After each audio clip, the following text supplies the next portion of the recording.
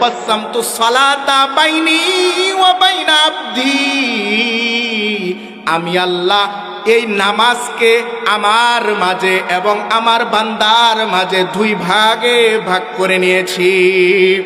ফাইজা ক্বালাল আবদু আলহামদুলিল্লাহি রাব্বিল আলামিন, বান্দা যখন নামাজ শুরু করার পর বলে আলহামদুলিল্লাহি রাব্বিল আলামিন, তখন বান্দার এই কথার পরিপ্রেক্ষিতে আল্লাহ তাআলা উত্তর দেয় হামিদানি আবদি। ও ফেরেশতারা তোমরা সাক্ষী থাকো, দুনিয়াতে ফুলবাগচালার বড়টাল মসজিদে আমার অমুক বান্দা আমার প্রশংসা করেছে, হামিদানি আবদি।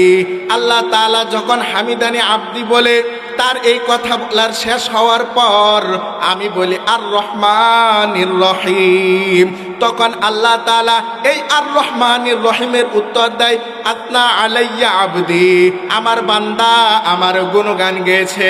বান্দা যখন আর রহমানির রহিম বলা শেষ করে তখন আল্লাহ বলে আতনা আলাইয়া আবদি, আমার বান্দা আমার গুণগান গেয়েছে। তখন আবার বান্দা বলে মালিক ইয়াউমিদ্দিন, তখন আল্লাহ তাআলা বলে ও ফেরেশতারা তোমরা সাক্ষী থাকো মাজ্জাদানি আবদি। এইভাবে বান্দার ভিতরে কথোপকথন হইতে থাকে। ও মুসাফির আল্লাহর ওলি শুনেন, আমি আজকে মিসওয়াক করে নামাজ পড়ি নাই, আমি যখন আলহামদুলিল্লাহি রাব্বিল আলামিন পড়েছি কিন্তু আমার মুখটা পরিষ্কার পরিচ্ছন্ন ছিল না, বেশি পরিষ্কার ছিল না, দাঁতের ভিতরে হয়তো ময়লা ছিল, এই কারণে আমার আল্লাহ আমাকে উত্তর দেয় নাই।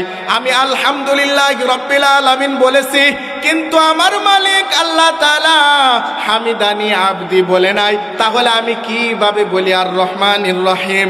আল্লাহ তাআলা অনেকক্ষণ পরে বলছে হামিদানি আবদি, আমিও অনেকক্ষণ পরে বলছি আর রহমানির রহিম। এই কারণে আজকে আমার নামাজের ভিতরে 40 মিনিট সময় লেগে গেছে। জুনাইদ বাগদাদি আল্লাহর ওলি অবাক হয়ে গেলেন। আমি জুনাইদ বাগদাদি আল্লাহর ওলি এই সুন্নতের গুরুত্ব এত না বুঝার কারণে আমি তো আমার আল্লাহর সাথে কথা বলতে পারি নাই। মুসলমান আল্লাহর বান্দা একজন কাঠরি মানুষ হয়ে, একজন দিন মজুর মানুষ হয়ে যদি সে 5 ওয়াক্ত নামাজে আল্লাহ তাআলার সাথে কথা বলতে পারে, তাহলে আমি আপনি আল্লাহ তাআলার সাথে কথা বলার জন্য প্রস্তুত আছি কিনা? প্রস্তুত আছেন তো? তাহলে আল্লাহ তাআলার সাথে কথা বলতে গেলে